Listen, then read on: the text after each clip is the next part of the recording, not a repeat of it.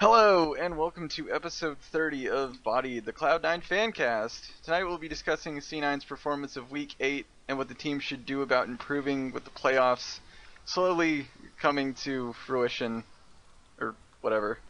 As always, I'm your host Havokpus, and today I am joined by... Frozencreek, I'm sick.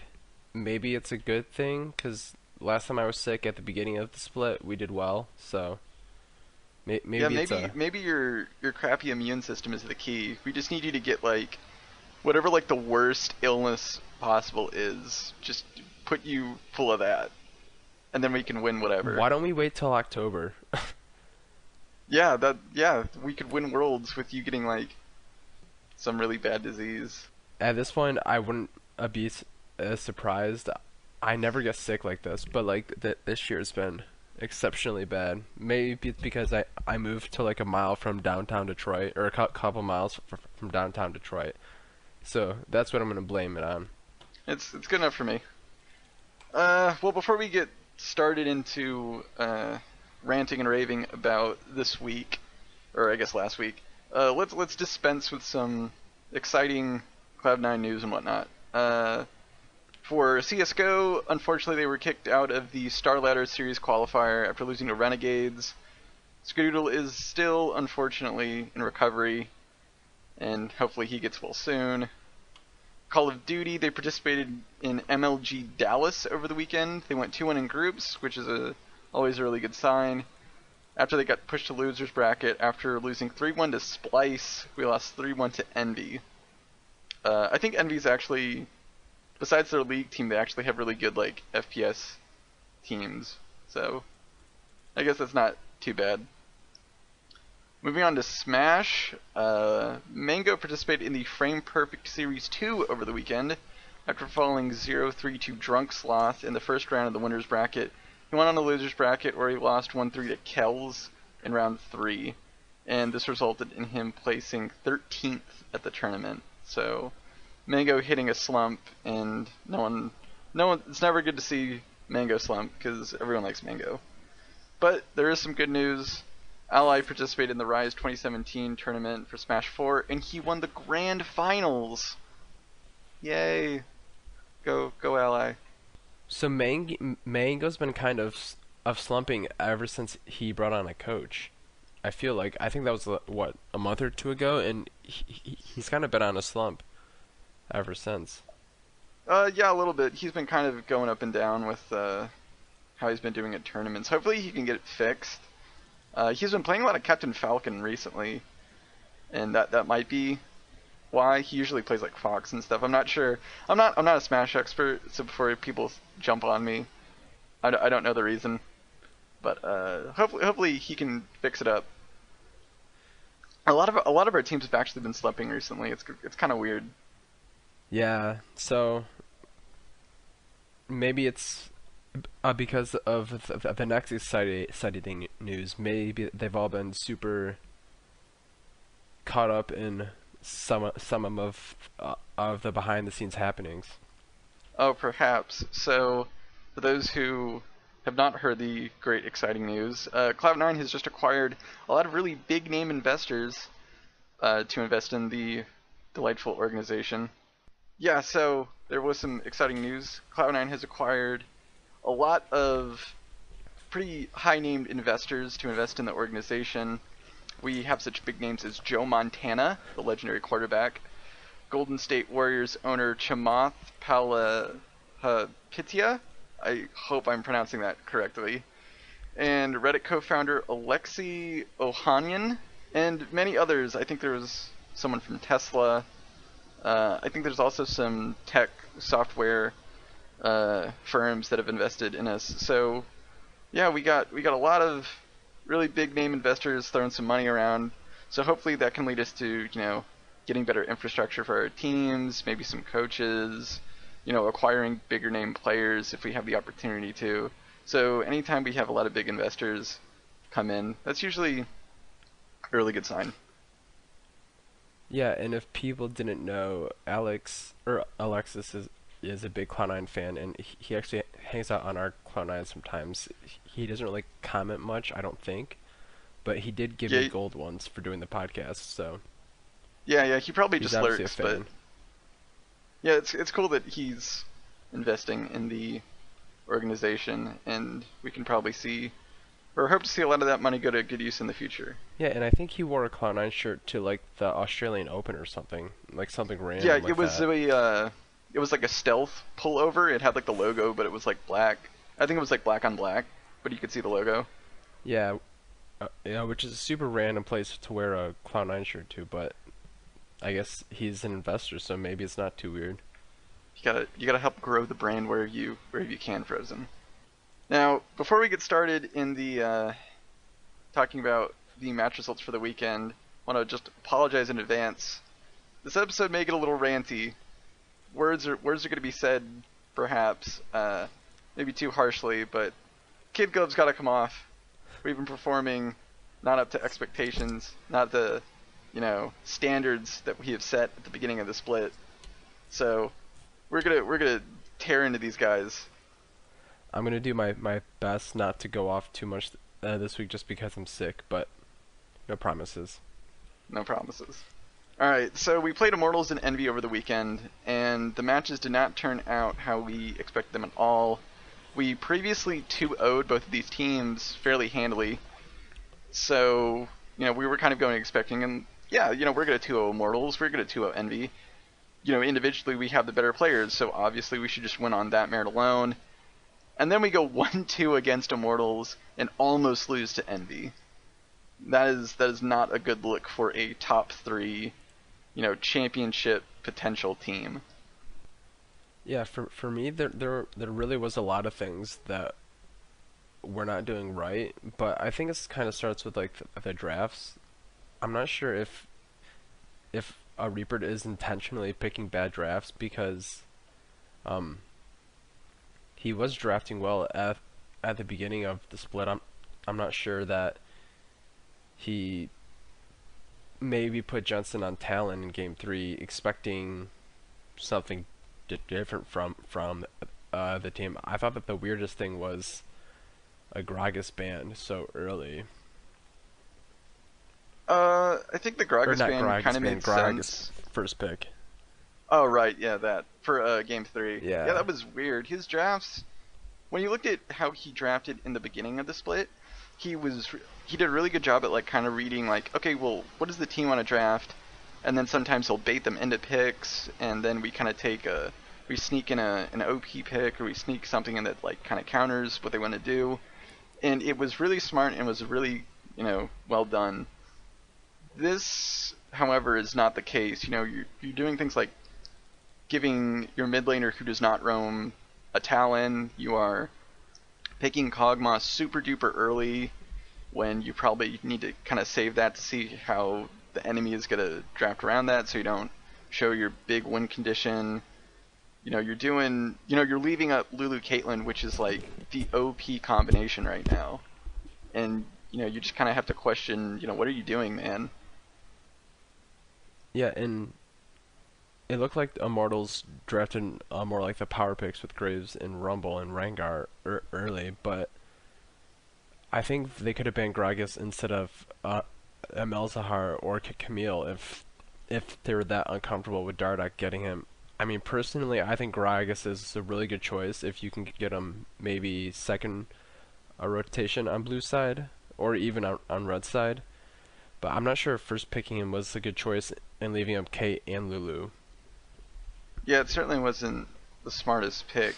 I mean, we had some shining moments over the weekend. You had contracts going 15-3-3, getting like 6 solo kills in a row, which is really great. And that kind of shows this is a jungler. This is a weapon we can use, and it's one that can be really effective if we actually use it properly. In game 2 against Envy, Jensen played a really mean Zed, but he still didn't really roam, and he still didn't make the pick as effective as maybe it could be. So yeah, we're at a really wishy-washy kind of state where sometimes we'll perform really well, and sometimes we'll just perform like crap. And you kind of have to toss your hands up and ask like, what are you guys doing? Why are you playing like this? Let's talk about Sneaky for a minute, because I think he is a big point to kind of talk about because he was a big focus over the weekend, I think, because we picked Kog'Maw and we didn't funnel gold into him as well as I think other teams would when doing a Juggernaut comp. Also, he hasn't really been gravitating toward those picks like Caitlyn. Also doesn't seem to really want to play the off-meta Ziggs pick very well either. So it seems we're kind of really shying away from like CG champions, which is somewhat odd. What's your take on this, Frozen? I think that if they wanted to play Kog'Maw, they had to draft around it a little bit better. The Renekton was kind of a little questionable. I thought Trundle would actually be a much better pick than Renekton. That or seeing Maokai. As they had like Nautilus and Gragas. That or Maokai. Yeah, just because Maokai appeals a lot better and zones a lot better. Yeah, Renekton doesn't really appeal. Renekton does, but I'm okay with the pick because they got a Lulu in Orianna, but maybe they could have gotten it in the second round of drafts, because I don't think that Kog'Maw's been too contested up to that point. So there was no reason to think that they were gonna ban it. But and then Sneaky played extremely suboptimally, roaming where there was no vision, jumping too close to fights, and just kind of just playing super optimally and blowing a flash at least twice unnecessarily, which killed him. Well, no pun intended, I guess. Yeah, he got cut out a lot in the Immortals game, and that was kind of something that we've been kind of questioning for a while, right? You know, I think he has been caught out a lot this season, and somewhat, you know, during Worlds and playoffs and stuff. But he face checks or brushes, and then there's an enemy there, and then he dies, or he just kind of mispositions, and it's really odd to see considering he's supposed to be our quote unquote consistent AD carry. Some fans have kind of been curious about, why is Sneaky still on the team? If he's not really looking like he's improving that much. I think he has kind of hit his, play ceiling or his growth ceiling, where he's not going to really grow and get any better. And that's kind of a double-edged sword. On the one hand, he's not going to maybe get any worse, but on the other hand, you kind of want players that can kind of grow and improve as time goes on. And if he's not going to grow anymore, there's limitations to what he can do. I'm not saying necessarily we need to give him away and we need to cut him from the team or move him to like a sub spot, but I think that is kind of a worry going forward. Where do you want your team to go if you have a player that's kind of finished advancing? I will say about Sneaky right now that he is only getting the 8th most gold percentage of any ADC right now. 9th if you count doublets 9 games, and he's doing the 3rd most DPM. So it's not like I don't want to say he's playing poorly. I think maybe it's just a bad resource allocation by Cloud9, because Jensen's getting the most gold percentage of any mid laner. Yeah, Sneaky's way outperforming his gold percentage for the team, while Jensen is underperforming. He's 3rd among mid laners in DPM. Yeah, Jensen really is kind of a gold hog. When you look at how we play around our carries, he really does eat up a lot of resources, and I think that really showed in the game 1 against Immortals. Sneaky is on a hyper carry, so you want to funnel as much gold into him as possible, but Jensen's taking a lot more farm than he should be. And I think Freak even noticed this, that Jensen's kind of was taking a little bit more CS than he needed to.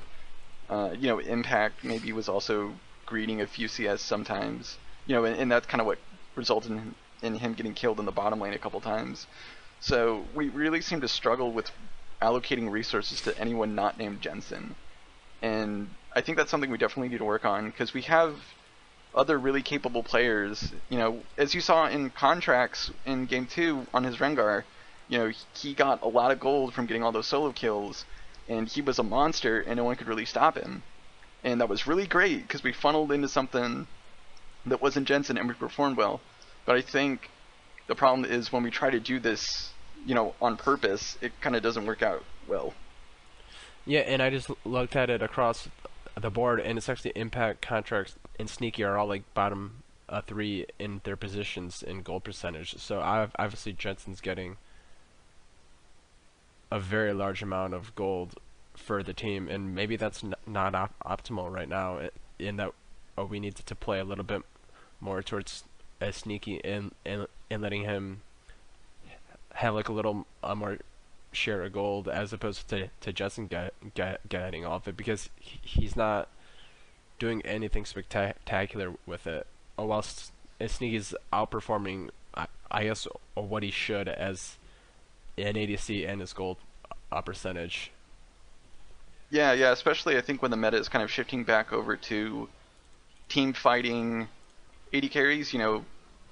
Berber got buffed. They changed Warlords a little bit. They're kind of giving crit ADCs more room to operate now.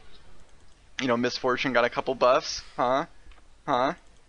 So I think definitely the meta is kind of shifting more towards bot lane instead of mid lane, and I think we need to kind of adapt to that, and you can certainly see that we're struggling to that. But yeah, we should talk about Envy a little bit, because we've kind of been touching on Immortals a little bit too much. What are your thoughts about the Envy game, at least in a broad sense? I think that we need to work on controlling Dragon a little bit and just playing our lanes out a little bit better. Like Jetson got solo killed again, which if we're gonna funnel that much gold into him, we can't have someone who dies to fucking Piglet in Ninja in lane. Like,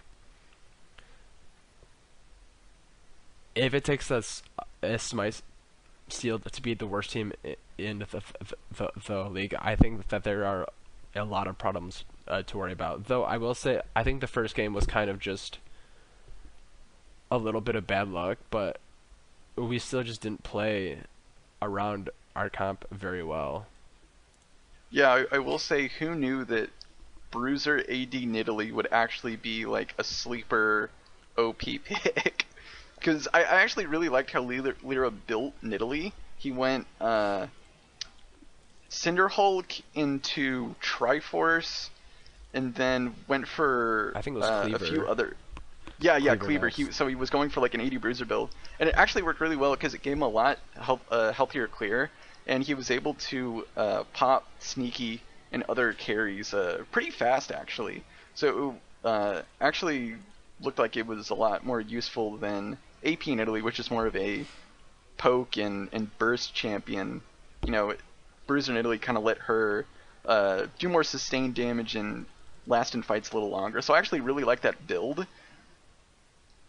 But yeah, Game 3 was really weird. The fact that we didn't need to steal Baron just to keep us in the game and actually win is something that you don't need to do against the last place team. Even if they do have, quote unquote, the best early game in LCS, you should still be able to beat them. And I think the fact that our early game is that weak is a real big problem. Yeah, and I think our poor dragon control has been kind of a worry too, just because we're not prioritizing an easy objective when teams are camping top lane a lot. So they're leaving the bot side of the map open, and we're not getting advantages anywhere else based on not taking dragons. So there aren't many reasons not to try and force it a little bit. I think especially we don't take into the enemy's team comp into consideration when giving up a dragon. I think this is like the second or third time we've given up like double mountain to like a siege comp. So they have like Ziggs in the bot lane, and he's gonna already kill towers fast, but then you give them 2 mountain drakes. That's gonna be such a hard thing to deal with, or if they had Caitlyn, which again we kind of let slip through. I think at one point. Yeah, and if you look at that game 1 comp, Cass and Malzahar and Ezreal are gonna melt a Baron. And if you give them one Mountain Drake or two, then they're gonna demolish it so fast that there's no chance to react to it. So it's weird that they would give such a high priority dragon twice for not for basically nothing. Yeah, the end game decision making is definitely, at least in the early game, is definitely off. I think our mid game and late game decision making is really on point because it's more about fighting as a team and controlling side waves, which we're really good at. But I think, it's stuff like Contracts is a rookie player, and I think Jensen and Impact's tendency to be really greedy and be like, no, no, no, I want to dominate my lane, you go farm. So we're not utilizing Contract's potential as much as we have a very lane-focused team. It's not letting Contracts really blossom and utilize his full potential, and I think that's definitely hurting us. So I think talking about the games, getting that out of the way, we should probably discuss what can we do better and what do we need to do going into playoffs. So in my opinion, I think our approach to the game needs a drastic overhaul. Early game is just bad. I think the lane dominant strategy is just not working out for us. It isn't as dynamic, and it's leaving us vulnerable in a really critical point of the game.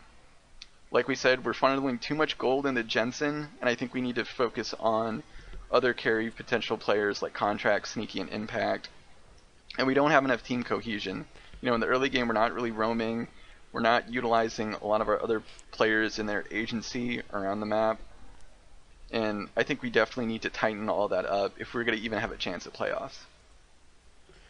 Yeah, and I think a lot of those are good points, but I do want to go back to Contracts really quick and how he relates to early game. I think that he's part of the problem to why our early games are going so poorly, along with our drafts, because we picked a lane that gets pushed in every game last week. So maybe not game one of Envy, but if our every bot lane is sitting under a tower, then it's kind of hard to defend that.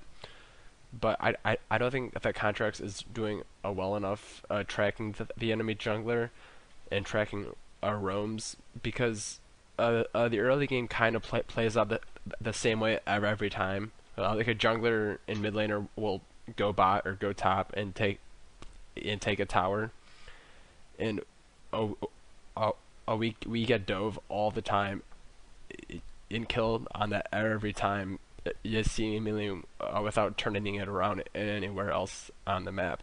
And I think that comes down to not paying attention and not warding well. Yeah, he seems to kind of go on autopilot in the early game and just kind of focus on farming and doing ganks only when they're really necessary. He doesn't seem to kind of plan out and discuss with the team like, okay, I'm going to try to look for, this, and this. Help set that up for me. So he definitely doesn't really seem to have as much of a proactive mindset. Is maybe a veteran jungler. I'm not sure how much to put on this as just how the team's playstyle is and how his playstyle is versus him just being a rookie. I think that's really hard to kind of discern. But yeah, that's definitely an issue. I mean, a lot of it is probably him being a rookie, but when it comes down to like the game, P like Smoothie and Jensen and Impact have to tell him where to be or where the jungler might be and stuff like that. But it just doesn't seem like they're tracking them well, except in that game 2 when he accidentally got like 6 solo kills in like 5 minutes. Yeah, it was awesome to see though, even though maybe it was on accident. Or yeah, it just seems so random to happen, and it just kept happening. But he did play himself well, so. Yeah. I mean, if he has a good game, he looks incredibly good. He looks like a really good, the potential to be a top 3 jungler in North America. Good, I think. But if he's not utilized well and we're not kind of telling him where to go and helping him out in his role, he doesn't really look as effective. And I can certainly agree with that. Yeah, another thing that you mentioned was team cohesion. I think that that also does come down to the early game because, like I said, the early game kind of follows like the same pattern. There was a talk between a Weldon of G2 and formerly TSM with Kelsey Moser, who I believe is an LPL reporter, and Yeah. yeah, She makes videos about the LPL and other stuff sometimes. yeah, and while Weldon was arguing that practicing that the early game isn't that important, because it kind of follows like the same patterns and stuff, so that they practice almost all of their time on mid and late game situations, and so maybe that's something that Reaper is doing, but I think at this point, the early game has become such a problem that it's killing us. Because if you look at the stats for early game rating for Oracle Elixir, you get that Phoenix 1, Fox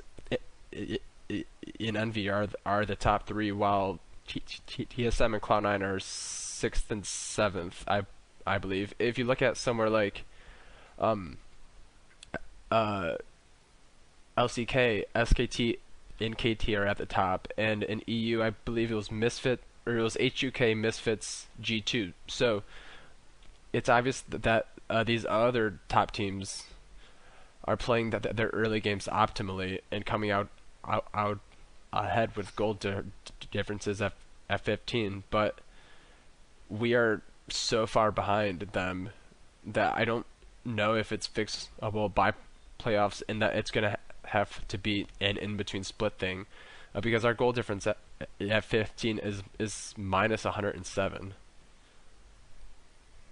Yeah, and I think that comes down to just I think we kind of have a little bit of hubris when it comes to our approach to the game because we think, oh well, we're just so good. No matter what happens in the early game, we'll just stomp them mid to late game. And that's great when it happens, but when it doesn't, you're kind of sitting there scratching your heads like, oh gee, well, what happened? What went wrong? So I don't think it's going to be fixed within the next few weeks. I think it's definitely going to have to be an in-between split thing. I think they're definitely going to have to maybe, I don't know, maybe boot camp. I think maybe boot camp would actually help them. But I don't know. Shifting gears a bit, let's talk about the side lanes. So in the top lane, we have this issue of Impact versus Ray not having full scrim time. They're having to split scrim time to kind of accommodate both players. And I think that's definitely telling because Impact's play is kind of dipped. He's not playing as well as he did during playoffs. Ray has improved though, and that is good, but if you're not going to really play him every single game, I don't see the point in splitting a lot of scrim time between him and Impact, since Impact is kind of like one of your star players. And in the bot lane, we have Kane, our bot lane coach, who came in specifically to kind of help treat our bot lane and make them super duper strong. It kind of hasn't really shown the results we want if we're always kind of being down in CS or getting poked down or getting shoved in. His approach hasn't really seemed to work. So what do you think we need to do for the side lanes to kind of help out? I definitely think, for the top lane at least, we should pick Impact or Ray and give them just full scrim time and keep them in the starting position until the end of the season. I think that's going to be the best, most beneficial decision to make sure that in the top lane we're playing at top form. I think that's probably what's happening now, just because it's the end of the split and it's do or die now. But I don't think Impact should require all the scrim time, because he's been a pro for what, like 6 years now, 5 years now. He's won a world championship. He's been in NA for 3 or 4 years. So it's not like he's new to like the game. It's not like he can't experience the game or play all these champions otherwise. He still gets to sit in comms, I'm sure. So it's not like he's missing out on a lot. And I think that the only one who would see a huge drop off is Ray. So I don't know if saying that Impact's not getting enough scrim time is making him drop in form, but I think a lot of it is that they're just not expecting a lot of the early ganks and warding up to it. I think it was actually I forgot which game it was, but he pretty much got camped top all game, and they just didn't do enough to track a jungler, be there to counter gank, or attack bottom hard enough. And I think that that's more of a problem because he's been performing in mid to late game. It's just he's getting whooped in lane because he's getting camped, and it's not, or at this point it's telegraphed. Like he's getting camped every game. Like, do something about it.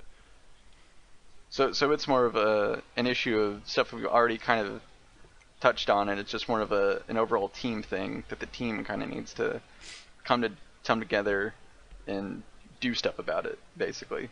Oh well, yeah, and bot lane, I mean, they're getting killed too. Smoothie got killed under tower in game one against Mortals. He took a he ate so much poke, but he decided to stay. Yeah, and then Sneak he didn't died. heal. I believe he still had flash up too, so he just took it and died under tower. It was dumb, and I have nothing else to add. Okay, yeah, it was pretty dumb. Yeah, I'm not really sure. I'm just kind of, I guess, questioning like if Kayn was really a big pickup, if we haven't really looked like we really improved, specifically in the bot lane for the early game. You know, if that's the guy that you brought in to help fix and fine tune, and he's not doing his job, you know, why is he here? At least that's a question I'm asking. And a final question that I have wrote down, and something that's kind of interesting. Should Sneaky be forced to cut back on streaming so he can more focus on the game? I personally don't see him streaming ever, and I go to bed at around 11:30 midnight Eastern Standard Time, so he's streaming less. I just don't, or I assume he's not staying up super late if he starts streaming after I go to bed. Let's see, I go to bed around 10:30. I don't see him streaming. I think he starts his stream, at least my time, at like 12 a.m. So that's 10 his time, and then I think he streams for like 3 hours or something. So he's going, I think, at least from like 10 to 12. So I guess it's not super late, but my concern is it's not keeping his head in a competitive mindset. He's streaming and he's doing this more to entertain his followers and keep up his streaming presence, and not to focus on, you know, improving at the game and staying at like a super competitive level. So I don't know. People have kind of been concerned about his mentality for a little while now, and I'm just kind of curious what you thought about that kind of question and that situation. I don't want to say that it's causing him to underperform. I mean, he hasn't been a flashy at all this split. He's just been kind of playing Ezreal and Ashe and sitting back and poking. So he hasn't had a chance to carry a game in a while. But I'm not sure if streaming's the reason for that. I don't want to say he's not competitive either, just because he's always top 10 in NA, and he spends like half the year playing on a Smurf, so he's obviously doing just fine in solo queue. I think it can be like a matter of NA solo queue being unideal, but I'm not sure if that's the reason that he is underperforming. Yeah, I know Arrow said that NA solo queue kind of sucks because there's like, I think he said like 200 people on the Challenger ladder, but you're constantly getting matched with like people in Diamond. So the quality is definitely not there. So that could certainly be it. Yeah, I can never really read Sneaky because he always just seems really chill, and he always kind of has like a, you know, just kind of like his dopey smile all the time. Not as dopey as an insult, you know. That's just kind of how I describe it. But he's just kind of always smiling. He has that kind of like that one expression. So it's kind of hard to read if he's like super driven or not. I don't know. And it is a way for him to unload at the end of the night. If he didn't enjoy doing it, he wouldn't do it. And it is important to spend some time like relaxing. And if that's relaxing for him, or he enjoys making like $400 a night off stupid donations, calling him dad, then I don't think it's fair to criticize him too much, because we do see Ray in Impact also streaming quite frequently, which not recently, because I've been looking for Ray and Impact to stream, but I never see them on. But it must be because I go to bed too early. Yeah, they stream, I think, a few times a week, at least recently, I think. I always see the Cloud9 Discord's announcement for streams get put up. But yeah, that's a really good point. I don't know where I was really going with that question, but it's kind of something that I thought about, because TSM has kind of sacrificed streaming time to make sure they're 100% in on competing on a high level and being like the #1 team. So I was just wondering if maybe doing that would help our players. If TSM does it, maybe we should do it. And I think it comes down to how like the team balances their time and stuff, and that it is hard to expect players to sacrifice 26 hours a day to just focusing on improving. And there was a lot of talk of burnout and like a super hard like depression and like such after they got knocked out in groups at Worlds. So I think that they do need to balance it a little bit, but I also do want to say that I do think it's not too fair to criticize Sneaky, because he's still playing at a top level. He's been doing it for like 3 or 4 years now, and we might not see it, but he's obviously a competitor. Like, he likes to win. He's obviously really good, and he wants to be really good at this game. I think that there are other questions we could ask, but I'm not sure if his competitive spirit's the one. I think maybe if his heart is in it or not is maybe a question to ask, but I don't think a competitive spirit is too fair. Yeah, fair enough. I guess I just expect kind of every player to kind of be like how driven and competitive Doublelift is. Because when you see him kind of talk in interviews and stuff, he's always like, just super like, I want to be the best and I'm gonna give it 110% every day. And he sounds like super competitive and super, just in there about it. So I guess I just expect every player to be like that. And when I don't see something that fits that, it's I just kind of start to question it. But yeah, all good points.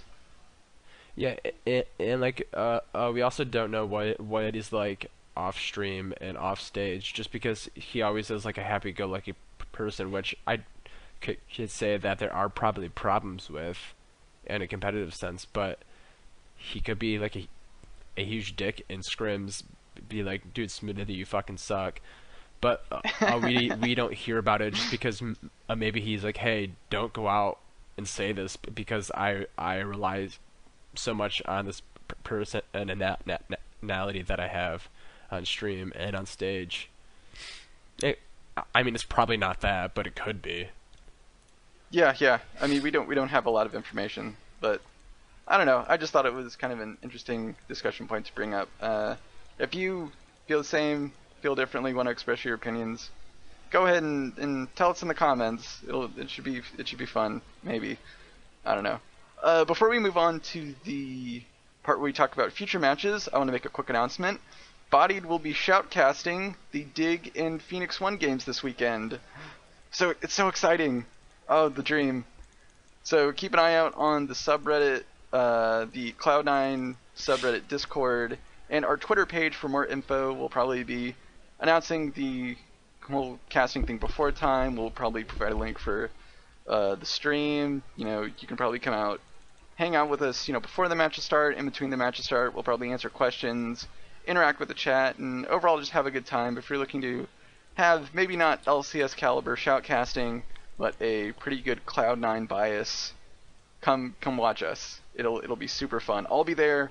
I think Trey is also going to be there, helping me as my co-host.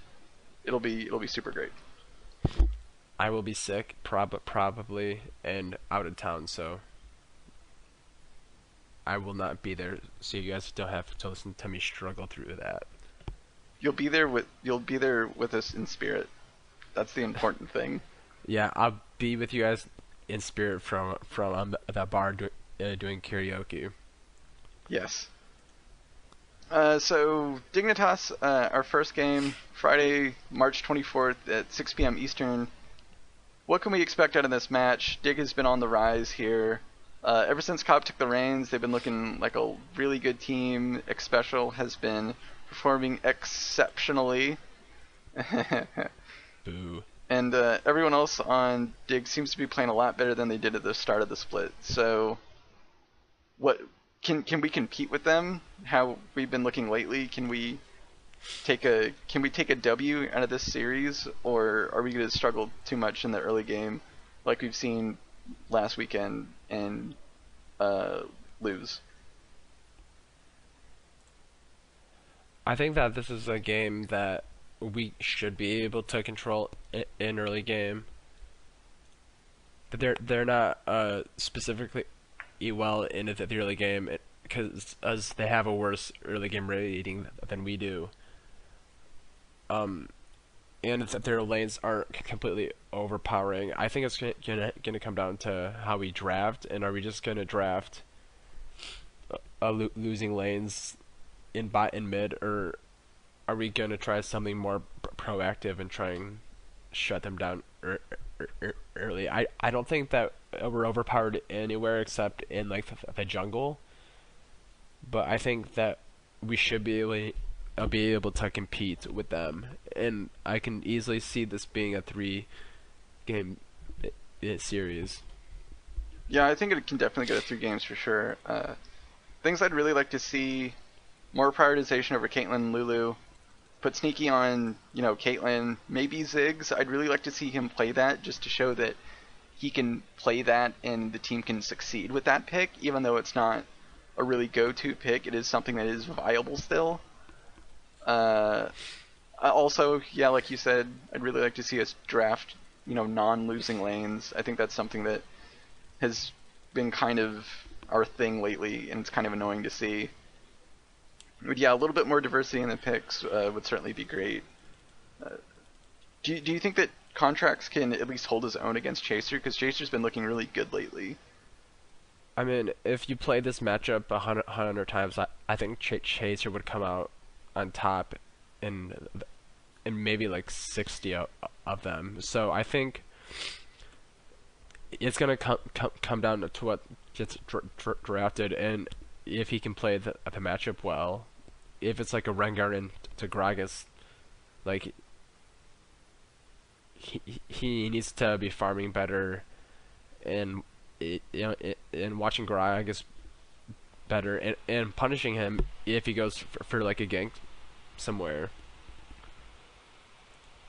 Yeah, I think if Contracts is kind of falling behind, I would really like to see the team step up and kind of pick up some of the weight for him. Helping, Jensen or Impact maybe roam a bit more frequently. Kind of have him, have his other laners kind of help the team out, and not just have the early game solely thrust upon Contracts, and make that the thing that kind of hangs in the balance of us winning or losing. So I'd really like to see that as well. Oh, and one thing I just saw. One sec. So, for some reason, Oracle Elixir only tracks goal difference at 10 for players, but goal difference at 15 for teams, and our goal difference at 15 is negative 107, while Contracts' goal difference at 10 is minus 100. So that's, if you switch those up to be an even time, then I think that Contracts takes out the bulk of that deficit. Okay. So Yeah, that's actually a really interesting insight. yeah, and yeah, Sneaky was like -22 and Jetson was like +37 or something. So I'm assuming that Impact cancels that out too a little bit. But those are also two different times. But I think that is something to worry about because contracts is almost our entire deficit. Yeah, that is a really big that is a really interesting stat to bring up, and that's something that I think should be looked at.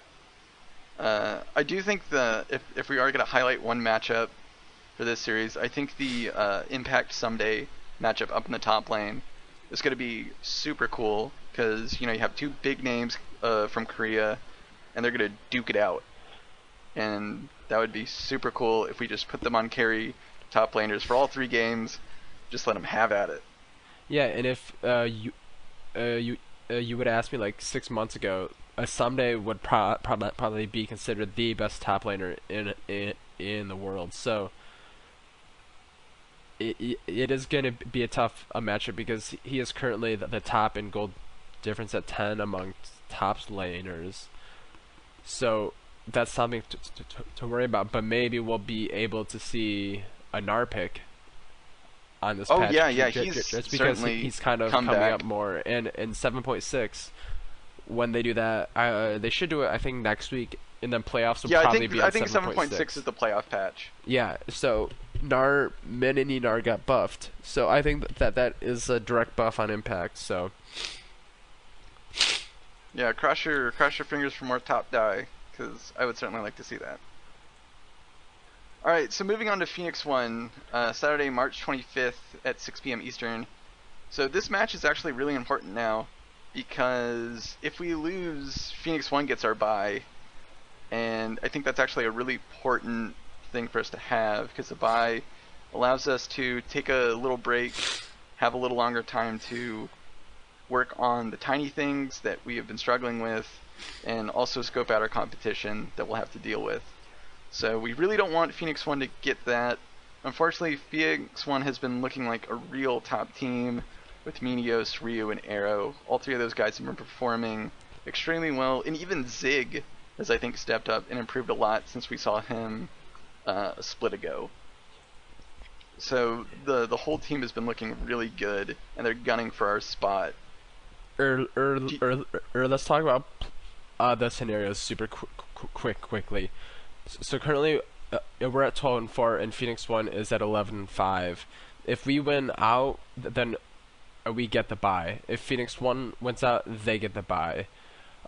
If you split 1-1 for both teams, then it gets questionable. If Phoenix One wins both and we lose both, then Phoenix One gets the bye, and you want the bye because the loser is probably going to end up playing the other team in the second round anyway, because I believe that they reseed after the 3, 4, 5, and 6 play, so the second place team is probably gonna end up playing the third place team anyway.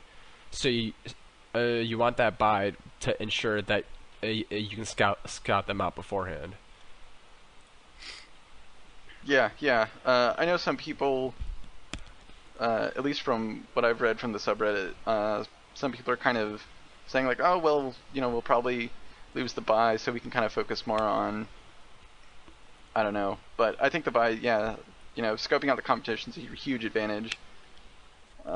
Looking at the game itself, what do you think we can really do to win? It seems kind of we've kind of been like a doom and gloom tone this episode, and I hate kind of going to that place.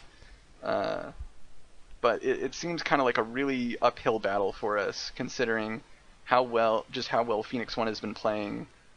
Yeah, and I think that if we're gonna win this matchup, it's gonna come from high impact from a mid and top lane. I think that Arrow at worst cancels out Sneaky, and contracts at best cancels out who is it? Alira? Medios? Oh yeah, Medios, duh. Yeah, at best, contracts cancels out medios. So I think that if we want to win this game, it's going to come from top and mid. And I don't think that Jensen's been outperforming Ryu all that much. But if you look at damage per minute, he is higher. But he also gets a way higher gold percentage. But I guess if he's doing enough more damage, then that's what you want. But I would like us to play a 1-3-1 in this matchup. So maybe like a Gnar and Echo. Yeah, I think definitely we want to kind of maybe avoid fighting Ryu and Arrow as much as possible, considering they are really good in team fights and they are pretty mechanically proficient. So maybe, running them around the map and kind of having them to kind of chase themselves a bit would certainly help that.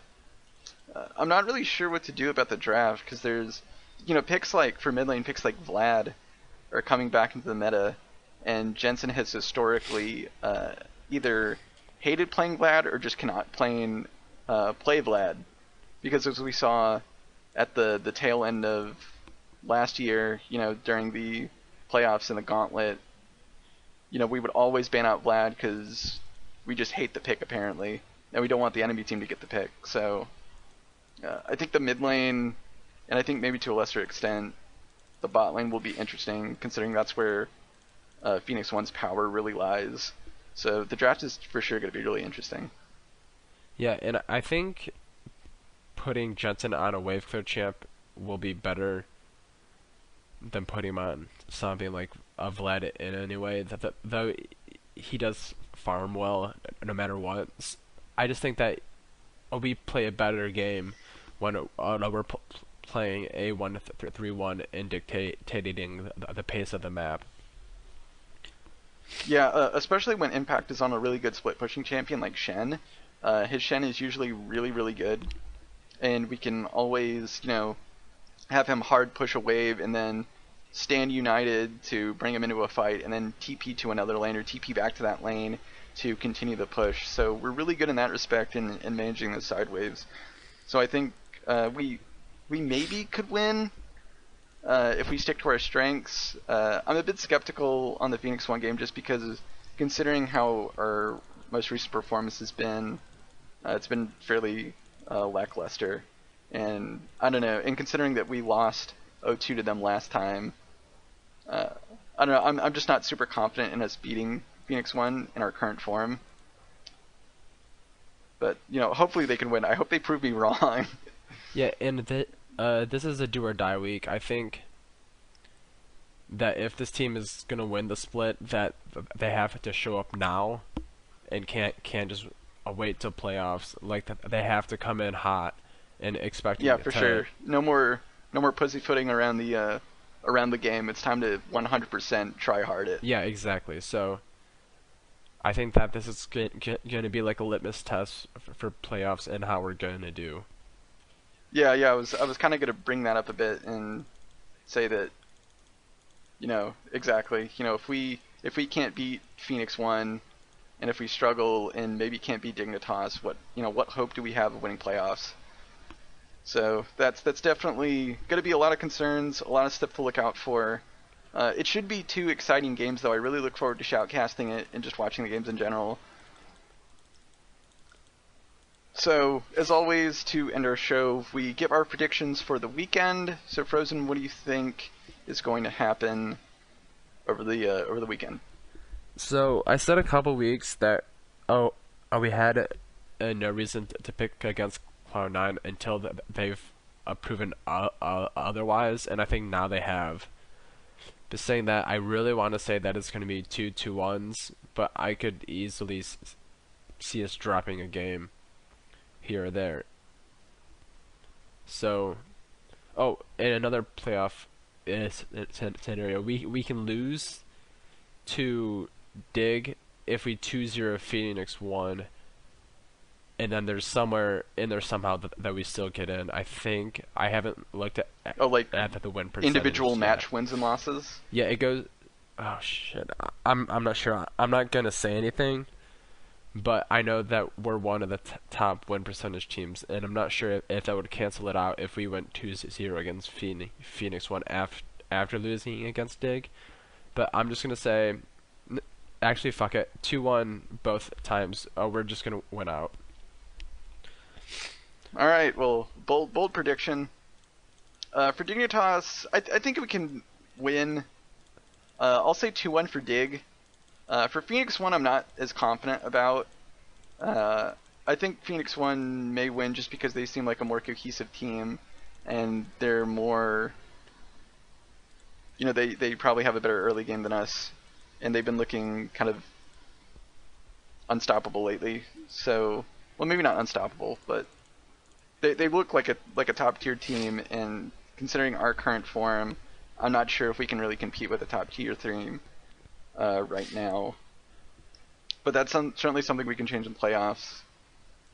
Again, I don't like to be doom and gloom. I'm usually not that harsh on the team, but when you look at how we performed this weekend and a little bit last week or 2 weeks ago, I think certainly we kind of need to say the harsh questions and point the fingers so we can try to get to the bottom of how the team is doing and maybe come up with solutions to fix it. Yeah, and again, I apologize because I'm sick and I probably sounded like a boring ass person all week, but I'm gonna do my moment of the week really quickly. Yeah, go for it. Because I'm sick and I want to get this over with because I ran out of tea. I'm gonna preemptively do a moment of the week again because it's week 9 of LCS and this is like do or die. Liquid can possibly jump out of relegation, so I'm excited to see how they're gonna do. I mean, I'd like to see them get relegated, but I love like watching the amount of competition and like an energy and emotion that comes out of like a week 9 and comes out of playoffs and stuff. So I'm super excited to see that. Yeah, the Liquid story has certainly been a storyline that I have been relishing in following this season for sure. It would be really interesting if they played against Gold 1, considering that's Loco Doco's team, and Phoenix plays for Gold Coin. So that would be really that'd be really funny to see them play against them and then lose, so they get relegated. Yeah, that's something we can talk about. That's something we can talk about next week. Yeah, we'll probably since we'll have like kind of a week off kind of thing, we'll probably talk about the playoffs and the relegation tournament, probably more in general. As for my moment of the week, I'd probably say the fact that I got to do the Waterboy bit about Joe Montana in the subreddit article when someone posted it. The fact that I got to do that was really great, and I got a lot of joy out of that. Yeah, me too. I'm excited to see if Joe Montana ever comes to any of our matches. Oh man, if he did, that would be so great. And he's like wearing like a hat or something. Yeah, that'd be such a cool moment. That'd be sick. Yeah, that'd be so sick. Then again, thank you for listening to the 30th episode. We did 30 of these. I think that's the impressive thing, that we've done 30, and hopefully we'll get to do more. But thank you for listening to the 30th episode of the Body of the Cloud9 Fancast. Feel free to tweet questions and feedback to @C9Bodied or email us at bodyfancast@gmail.com. Questions will be answered on the next episode, so get them pouring in. Thanks for listening. Sorry for the negative attitude, but kind of had to get it all out of there. Hopefully we'll have a more sunnier episode next week. So thanks for listening, and we'll see you next time.